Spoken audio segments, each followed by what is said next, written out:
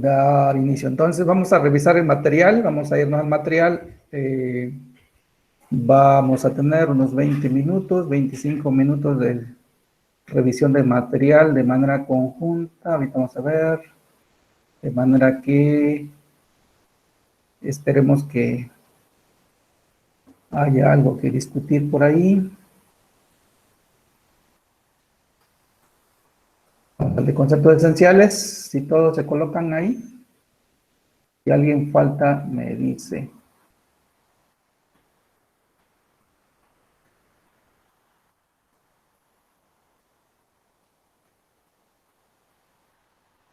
Ok. Y bueno, voy a ir retomando algunos aspectos clave de cada tema. Para que si hay algo que comentar, pues comentemos, ¿no? Ya sea que ustedes comenten o que yo lo detalle un poquito más o que ustedes me pidan y si puedo lo hago y si no puedo, pues lo dejamos de tarea. Creo que no va a ser necesidad, no va a haber necesidad de que compartan la pantalla porque ustedes tienen acceso al material. Entonces nos ponemos en cómputo forense digital. Me dice si alguien no está ahí.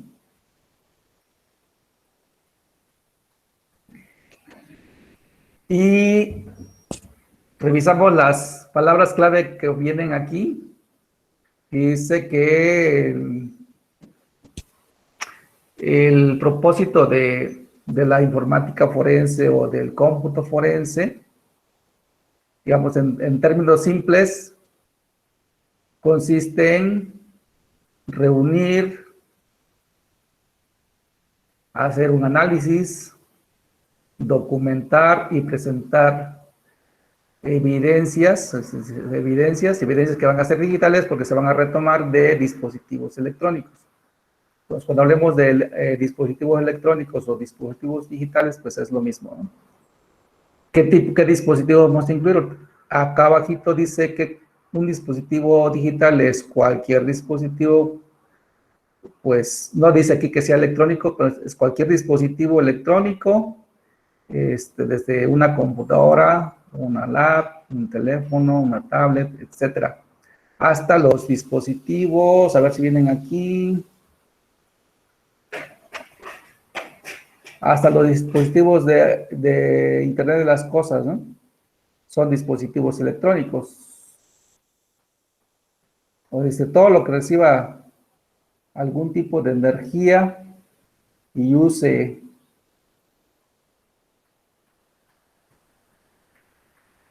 datos, pues es un dispositivo digital. ¿Sale? Entonces, pues básicamente nos vamos a dedicar a alrededor de estos aspectos clave. Es decir, el cómputo nos va a ayudar, nos va a servir para reunir evidencias digitales. Esa evidencia, obviamente, al final de cuentas, no es simplemente decir, esa es una evidencia, sino que la evidencia real va a ser esa información que encontremos como importante para ayudar a determinar si se trata de un delito o un ciberdelito, de buscar si realmente es culpable al que se tiene como sospechoso o si es inocente. Entonces, para eso se analiza la información y la información que se encontró.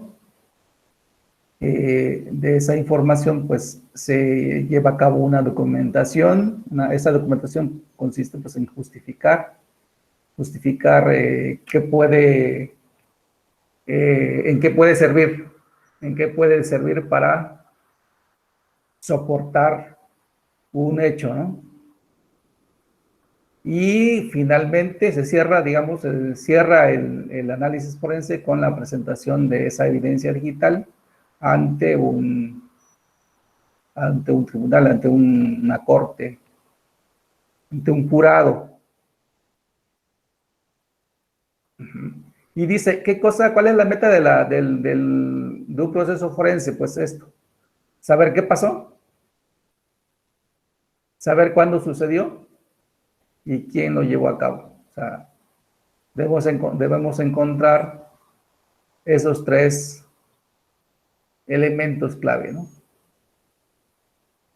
Si al analizar una evidencia no encontramos esa información, esos tres elementos, o no hubo, digamos, analizando todas las evidencias que teníamos, no encontramos en alguna, o no nos sirvieron para completar esta parte, estos tres elementos, pues no nos va a servir para poder dictaminar algo. Sí, tenemos que encontrar los tres aspectos. No quiere decir que por cada evidencia que encontremos o reunamos, en cada una vamos a encontrar los tres elementos, sino que en conjunto. Ajá. Entonces, dependiendo del caso, pues puede ser que nos enfoquemos a revisar solamente algunos dispositivos, ¿sí? O que sea necesario de revisar distintos tipos de dispositivos porque fue lo que encontramos en el lugar que está relacionado con el incidente, vamos a llamarle así, o con el evento, o en el lugar donde estaba el sospechoso, entonces se supone que se llevó a cabo una acción delictiva, ¿sí? O si no fue una acción delictiva, si no fue un incidente de ciberseguridad, es igual, ¿no? Solamente que la diferencia es que no vamos a, el caso no surge a raíz de una demanda o a raíz de una denuncia, sino surge como una petición de algún directivo dentro de una dependencia. Es la diferencia entre un incidente de ciberseguridad y un ciberdelito,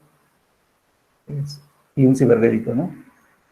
¿Cómo se lleva a cabo la investigación o por qué surge la investigación? ¿Surge porque alguien denunció, porque alguien demandó o porque dentro de una empresa sucedió algún incidente y se quiere saber quién fue para, pues, determinar alguna acción a seguir?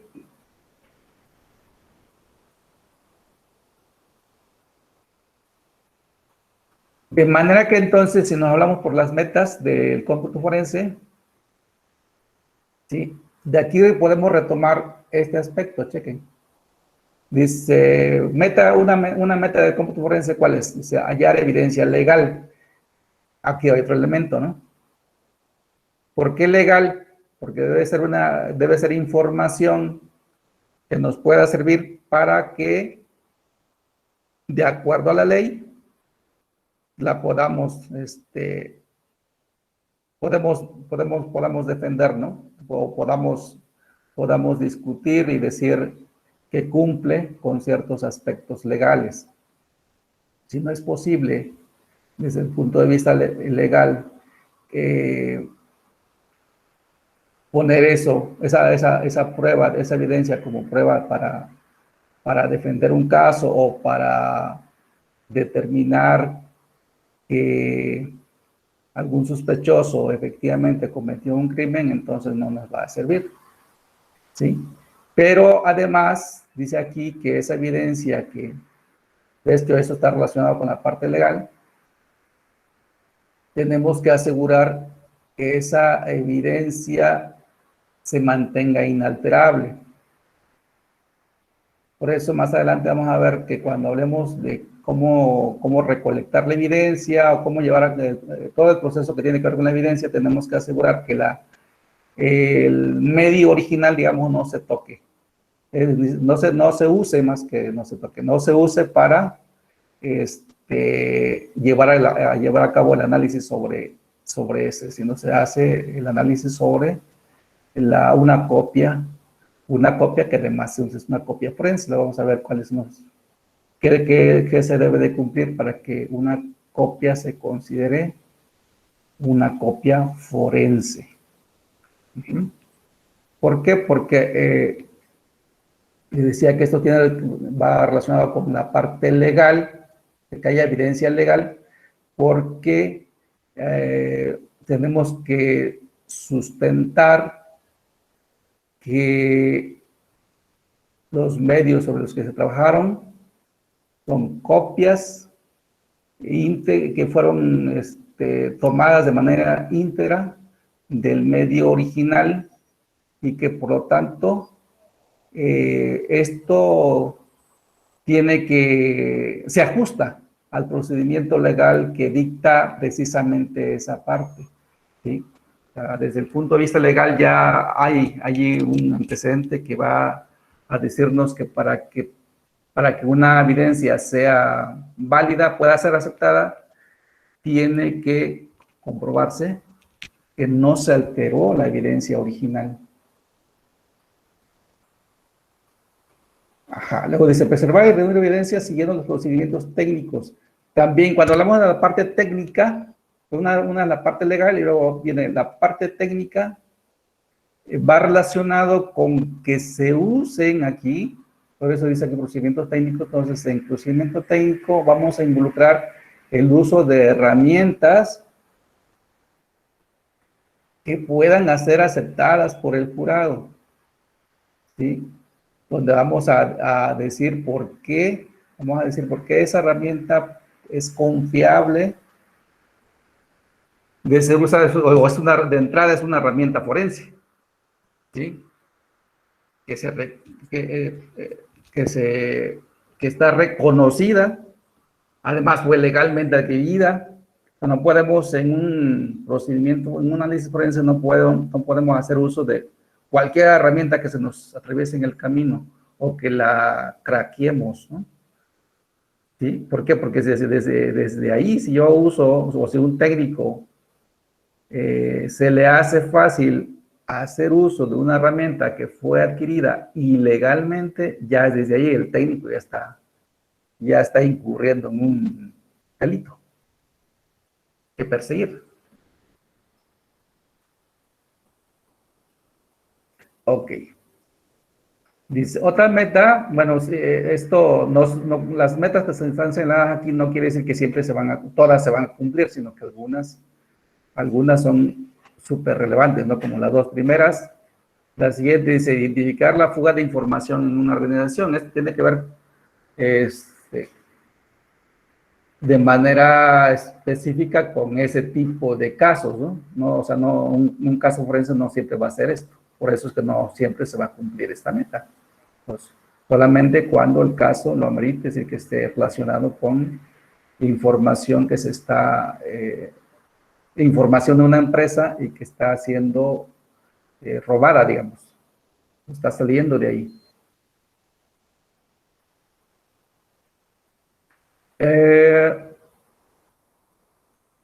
Siguiente, otra meta, dice, acceder al daño posible ocurrido durante la alteración de la información. O sea, que se pueda identificar cuál es el daño o la causa que dio lugar al caso que se denunció o al caso que se demandó. Profe, ¿está presentando algo? Porque yo no veo nada. No, les dije que no era necesario que yo presentara porque ustedes tienen el material ahí. Ah, ok. Sí, lo están viendo, ¿no? ¿O no? También les pregunté que si podían tener acceso ya al material. Acuérdense que es el material que les presenté ayer. Y estamos con el tema de conceptos esenciales y en el primer tema que es, ¿cómo se llama? Cómputo forense digital. ¿Sí? Y estoy mostrándoles ahí las metas, resaltando algunos aspectos solamente para no ir leyendo todo, ¿no? Porque ustedes están viendo todo. Pues para que no me ponga a leer, porque ustedes lo están haciendo, pues solamente ir destacando algunos aspectos. Sí, dice presentar los resultados mediante un reporte formal, pues es algo, esto es como la parte final de un análisis forense, ¿no? Entonces, si se trata de un delito que perseguir, esto termina en un jurado, en un juicio, ¿sí? Ahí tiene que ir el técnico forense o el investigador forense, tiene que presentarse a la corte, porque es citado a la corte en el momento en que hay un juicio donde se van a discutir las diferentes informaciones que presente, digamos, ambos, el demandado y el demandante, la parte demandada y la parte demandante desde el punto de vista legal, ¿sí? O desde el punto de vista del derecho. Ahí tiene que estar el técnico forense, ¿no? Y una de las cosas importantes del técnico forense es que lo que va a hacer él es defender lo que encontró. Pero presentar y justificar lo que encontró, no va a ponerse de lado de decir, no, si es culpable o si es inocente, sino va a decir, esto es lo que encontré, aquí están los medios.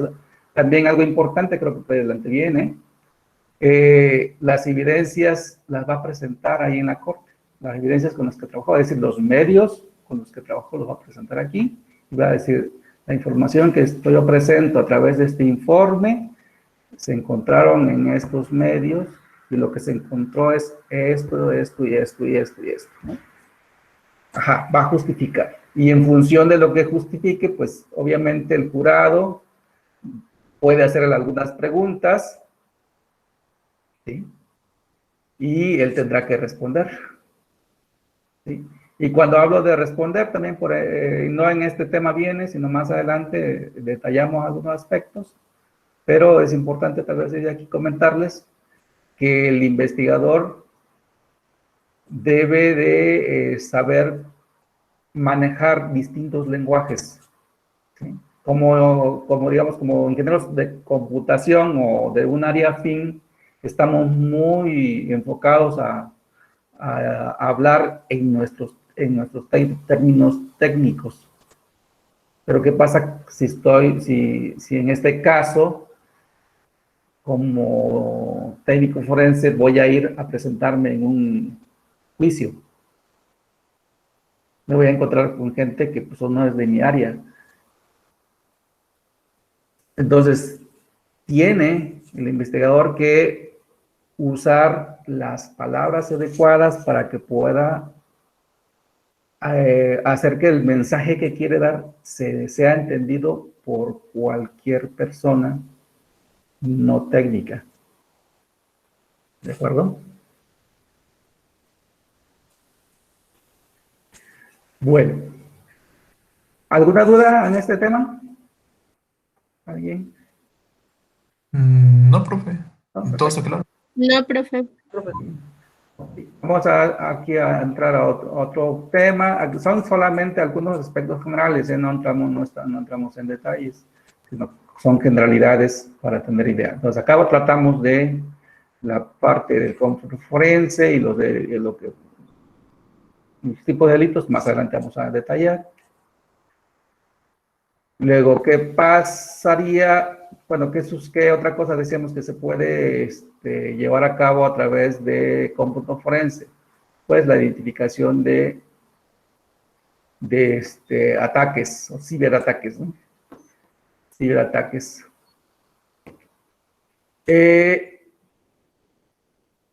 O ciberdelitos, ¿sí? Y ciberdelitos. Entonces, primero separamos cómo son los tipos de ataques. Vamos a encontrar desde el punto de vista de ciberseguridad dos tipos de ataques. Ataques internos, que son los que se llevan a cabo dentro de la misma empresa, dentro de la misma oficina, donde hay equipos de cómputo, donde obviamente pues no están solos, hay empleados ahí, ¿va? Y entonces, esta parte es importante y porque es muy común que suceda. De hecho, muchos ciberataques provienen del interior de una empresa, que puede ser grande, puede ser pequeña, no importa el tamaño. ¿sí? Lo importante es que en algún momento pudiera haber este tipo de situaciones. Bueno, yo aquí lo señalo, te los marco, te los comento. Aquí al principio, los ataques internos pueden ser llevados por empleados inconformes o empleados despedidos, ¿sí? ¿Qué es un empleado inconforme? Pues aquella persona que a lo mejor no está a gusto con su trabajo, no está a gusto con lo que le pagan, ¿sí? Es un empleado inconforme. Y puede despertar en él, pues, un impulso que lo lleve a cometer algo, ¿sí? Algo que pudiera afectar a la empresa, ¿no? ¿Qué pasa con un empleado despedido? Bueno, un empleado despedido ya no es un empleado de la empresa, sería aquí lo pongo como un empleado despedido, pues sería a lo mejor más correcto, un ex empleado. Bueno, la parte de despedido hace la diferencia, ¿no? A un ex empleado. Yo puedo ser un ex empleado, pero no que no haya sido despedido, sino que yo me decidí salir de la empresa porque quise buscar a lo mejor nuevas oportunidades. Es distinto a que me corran de la empresa, ¿sí? Y si me corren, a lo mejor sin que hubiera una razón de ser, puede ser todavía más grave. O sea, también se despierta alguna inconformidad de parte del empleado. Y eso es normal, eso es algo común. ¿Por qué? Porque somos personas, tenemos sentimientos y algunos, pues tratamos de defendernos pues ahora sí que a cada acción puede sucederle una reacción, ¿no? Esa reacción puede ser mala. Es decir, si yo veo que me despidieron y que no deberían de haberme despedido, pues puedo aplicar una reacción similar, ¿no? Me despediste, pues entonces, y estaba en una plaza, en un cargo clave, ¿sí? Hablar de cuestiones informáticas, sí sé hacer ciertas cosas, sí soy clave dentro de la empresa, sí sé qué tipo de información se maneja y quiero llevar a cabo una acción dañina y puedo hacerlo,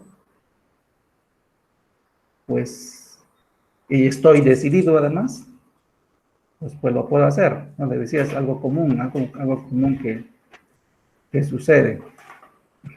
Y a veces inclusive no necesariamente tengo que ser yo el experto, sino que a lo mejor sí tengo la información ahí a un ladito, soy el responsable de la información, me están despidiendo y entonces puedo pedirle a algún amigo o alguna amiga que haga algo con la información, ¿no? La información es clave, ¿sí? Y ya llevé a cabo lo que yo quería, ¿no? O sea, cuando menos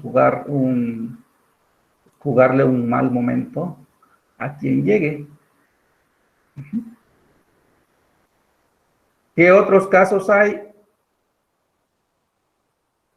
No soy empleado, no me despidieron, pero sí yo trabajaba para la empresa, o sea, yo le hacía trabajos, es decir, me subcontrataba a la empresa,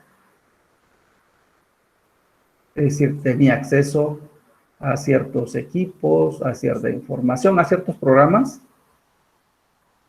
pero a partir de este año, por cuestiones de la pandemia, se canceló mi contrato porque ya no se quería ahorrar recursos la empresa y ya no me recontrató o me suspendió mi contrato, legalmente se permitía, qué sé yo. Y entonces como contratista yo también, una empresa como contratista, si no tiene ética, también puede llevar a cabo actos de ese tipo. Es bien importante aquí la parte ética, ¿eh? Y si les estoy comentando eso, no es para que ustedes estén pensando en actuar de manera no ética, sino que yo les recomiendo que siempre pongan por delante la parte ética. Es decir, no actuar de la misma manera, ¿no? O sea, si en algún momento llegaran a tener una situación de ese tipo, o un disgusto, algo de ese tipo, no quieran hacer, aplicar una reacción que daña a la otra parte, es decir, que jugar con la misma moneda. ¿Sí? Porque no es bueno. Sí, pero lo que les digo es que sí, pues sí, esos casos suceden. Profe, Sí, disculpe que lo interrumpa, pero para eso también hay un código, ¿no? También para los que están trabajando en esa área. sí, Tiene- por ejemplo, yo que estudié mi bachillerato informático y fui a protestar, de hecho, ajá, donde me comentaron esos ciertos temas ajá, que uno no debe de tener, por ejemplo, esos arranques que usted está diciendo. Uno debe ser sí, profesional, que igual debe de dejar todo en orden para, en dado caso, quizá si uno está trabajando en una empresa, para que la misma empresa no dependa de uno, sí, para que en dado caso de que después el mismo quiera abandonar el puesto, quien venga pueda entender o claro, pueda hacer fácil el llevar a cabo las tareas que uno mismo llevaba. sí, sí, sí, Amado, ¿va? Sí, sí, profe. Sí, me acuerdo que de lo que comentaste, de todo lo que te enseñaron. Y efectivamente, es como, y ahorita aprovechando, ahorita en el curso yo les puse ahí un código de ética, ¿no? Que tiene que ver con el curso, específicamente. ¿Sí? Pero efectivamente, en una empresa puede tener un código de ética, puede tener una política de empresa, ¿sí? Son dos cosas complementarias. El código de ética tiene que ver con todo lo que debemos de estar claros en lo bueno como no, la buena conducta que debemos de seguir dentro de la empresa, ¿sí? Y estando fuera de la empresa también, es decir, la relación. Si ya me despidieron o ya no trabajo en la empresa, entonces yo debo de estar seguro, yo debo de saber que pudo haber firmado un código de ética o un código de conducta que diga que saliendo de la empresa yo no debo de, si manejé información confidencial, imagínense, información confidencial, yo no debo estar divulgándola, ni dentro, ni cuando esté como empleado, ni cuando esté como ex empleado. ¿Sí? Porque voy a decir, bueno, ya soy ex empleado, ya puedo divulgar todo lo que yo manejé. Si yo manejé información confidencial, pues ya puedo decir, fíjate que en esta empresa es maneja este tipo de información y con eso se puede generar este recurso, qué sé yo. ¿Sí? Efectivamente. Pero ¿qué sucede? Que va a haber personas, vamos a ver dos casos. Una, que puede haber que a una persona, a un empleado, le dieron a conocer el código de ética o el código de conducta, le dieron a conocer la política de la empresa y las distintas políticas dentro de la empresa. Pero si esa persona no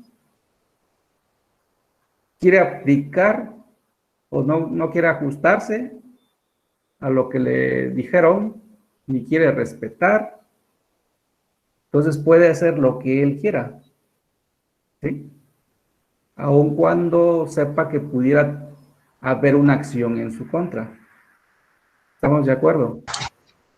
Sí, profe. Entonces, ajá, De hecho, profe, yo anteriormente estaba trabajando en una empresa de sistema de televisión de paga y sí, por ahí teníamos ese problema de que un trabajador bajó sus bases de datos e ujú, imprimía todos los nombres y direcciones de los clientes e iba a ujú, cobrarles como si sí, fuera de la empresa. sí, Y y ya cuando llegábamos nosotros, que éramos los empleados, sí, pues ya había hecho la chamba, pero pues el dinero ya, nunca lo reportaba ya había y cobrado, ¿no? había cobrado y hasta los equipos a veces se llevaba cuando ya el cliente no lo quería, pues. Exacto, Y ya yo, por ejemplo, cuando me salí de esa empresa, todavía tenía programa para activar y desactivar los equipos, para activar todos los canales y paquetes, ujú, pero pues yo nomás activé el mío, pero ya no se le activó a otra persona. sí, claro. Entonces, como les digo, es algo común, ¿no? Algo común que sucede, que puede suceder, no quiere decir que la mayoría lo hagas, pero que sí va a haber gente que lo haga, ¿sí? Y que también, así como está el empleado o el ex empleado o el contratista, la empresa también, dependiendo del tipo de daño que le hagan y del impacto que pudiera estar, que pudiera afectarle, puede llevar a cabo una acción legal o no llevarla a cabo. Por eso es que tenemos aquí, dice, ciberataque y ciberdelito. Entonces, un ciberataque se vuelve ciberdelito si la empresa o si la persona lo denuncia. Si no lo denuncia, no se queda, no se convierte en un ciberdelito. O inclusive, también, si puede ser que un ataque no sea tan grave y que no contravenga la ley, tal vez, o no se quiera aplicar la ley, sino más bien se aplique una sanción administrativa. Entonces, ¿de qué va a depender? Ahora sí que va a depender del afectado. ¿Vale? Entonces, ahorita les podría comentar que me estoy metiendo aquí mucho, pero, ay, ya se fue la hora. Bueno, además les comento, yo creo que voy a quedarme aquí y vamos a leer, van a leer ustedes 10 minutos adicionales para que pasemos para que nos dé tiempo de aplicar un juego. Vamos a jugar. Yo creo que en el juego vamos a terminar. Se nos está yendo muy rápido esto, ¿no? Pero como dices, esto es tan común. Y yo hace 2 años, de manera directa, participé no en la aplicación de algo anómalo, sino en una solución para una empresa, ¿no? Para una empresa dedicada a la seguridad, pero que le habían afectado sus equipos, de manera que ya no estaban haciendo el trabajo que les correspondía hacer. Es decir, eran ciertas cámaras de videovigilancia, pero pues la mayoría ya no estaban funcionando. No quiere decir que no servían, o sea, sí servían, pero en ese momento pues no estaban activas, o no se veían, no se alcanzaban. Entonces, pues resolví el problema. Obviamente yo no me puse a preguntar, oye, ¿qué pasó? ¿Quién las instaló? ¿Cómo antes estaban funcionando?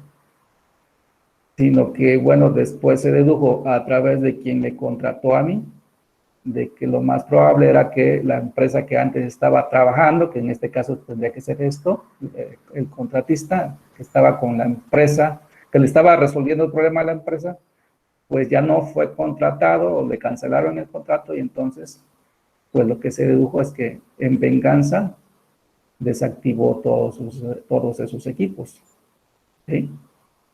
Pero ¿qué pasó con la empresa afectada? No demandó, prefirió resolverlo de otra manera, es decir, tratar de que se reactivara la funcionalidad de los equipos y ya, resuelto el problema, ¿sí? Pero ¿qué fue eso? Fue un ataque interno, o sea, cae en un ataque interno porque no fue un empleado, pero sí fue un contratista, es decir, una empresa que estaba trabajando con la empresa, ¿vale?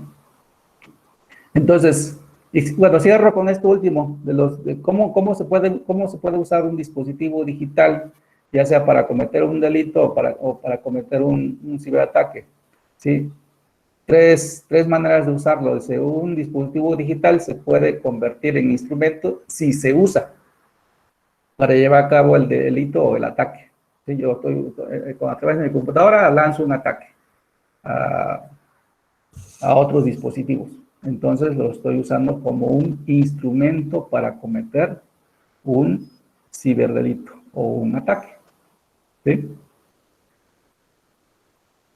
¿Cómo se puede usar el dispositivo? ¿De qué otra manera se puede usar el dispositivo? Dice, como objetivo de un ataque. ¿Sí? Es decir, Si lo veo desde el punto de vista de la organización o del lugar o de la persona que tiene un equipo y a ese equipo se pudo acceder para robar información o para destruir la información, entonces ese equipo electrónico está siendo, es el objetivo de un ataque, ¿sí? Donde se llevó a cabo la acción.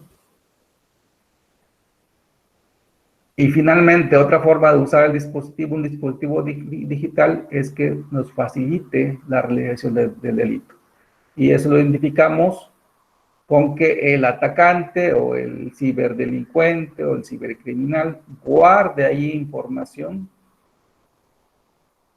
incriminatoria o que él use ese equipo como un intermediario, ¿sí? Para crear comunicaciones con otros equipos, que puede ser con otros cibercriminales o con otros equipos que van a ayudar a que se pueda llevar a cabo el delito, ¿sí? Tal vez más adelantito vamos a profundizar más, pero hay mucho malware en la red, por ejemplo, que en algún momento como usuarios podemos descargarlo y sin saberlo lo instalamos y sin saber nuestra máquina está siendo usada. No para llevar a cabo el delito final, sino para que a partir de ahí se conecten otros dispositivos. Entonces, en ese momento se convierte en un dispositivo intermedio, un facilitador para cometer un ataque o un delito. ¿Sale? Entonces, les voy a pedir que usemos otros 10 minutos nada más. Vamos a cerrar de aquí a las 6:28 para que revisen de manera general lo que se les pueda pegar de aquí hasta conceptos técnicos.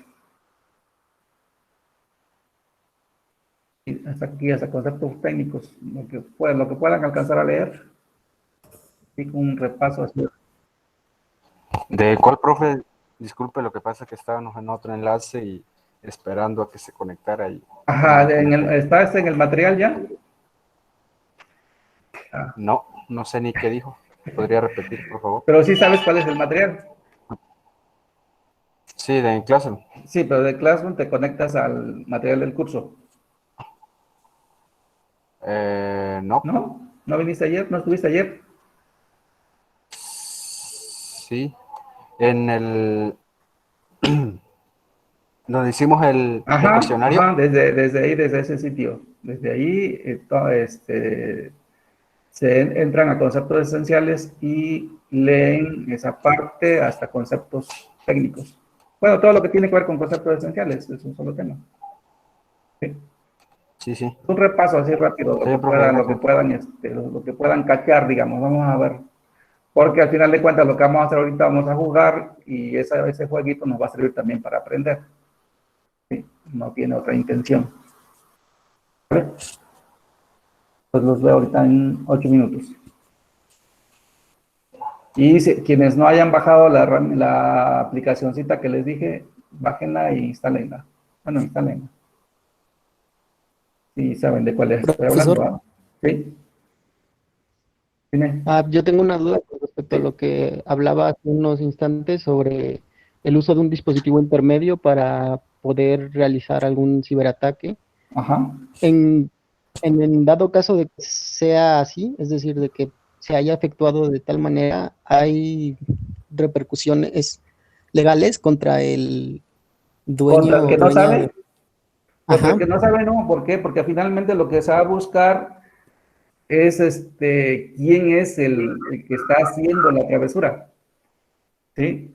Digamos, si tú tienes un equipo, tú no sabes que este equipo está siendo usado para algún propósito anómalo, pues no, aunque se encuentre tu equipo, no por esa razón se va a determinar, decir, pues tú eres el culpable y punto, se cierra el caso. No, se tiene que seguir la pista, ¿sí? De llegar hasta el objetivo final, ¿sí? Y obviamente el origen, de quién llevó a cabo realmente la acción, ¿sí? Entiendo. ¿Sale? Gracias. Órale.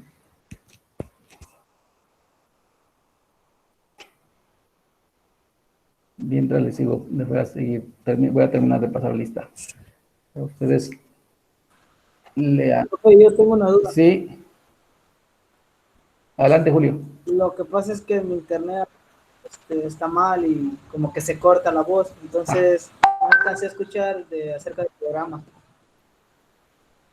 Pero sí te pudiste conectar a Classroom. Sí, sí, estoy conectado a Classroom, pero le veo, a veces se va la voz, se Ok, distorsiona. estamos leyendo, les decía que se leyeran o repasaran el tema de conceptos esenciales. Hicieran un repaso general. Conceptos esenciales. Sí, allí en el contenido del curso Ok. se basa contenido, ahí en Classroom, y ahí está el enlace para llegar al material. Y de ahí del material tomas conceptos esenciales, le das un repaso, lo que puedas hacer ahorita en 6 minutos ya nada más. Y vamos a pasar al cuestionario. Ok, profe. ¿Sí? ¿Sí? Profe, Adelante. Órale. sí, está bien, profe.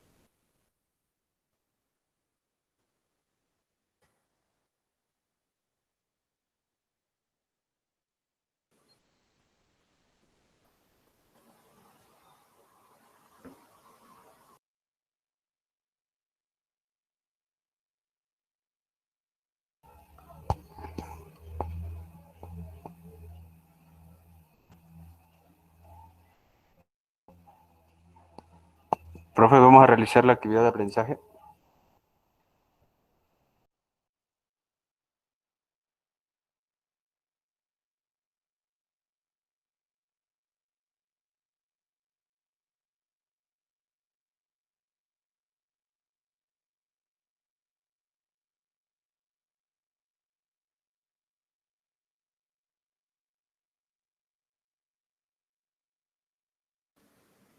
Sí, la actividad la vamos a hacer ahorita de manera conjunta.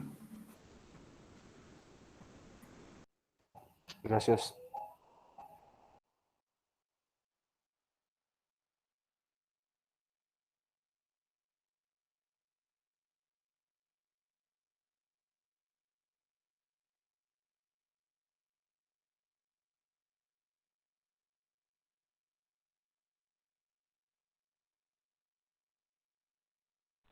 Profe,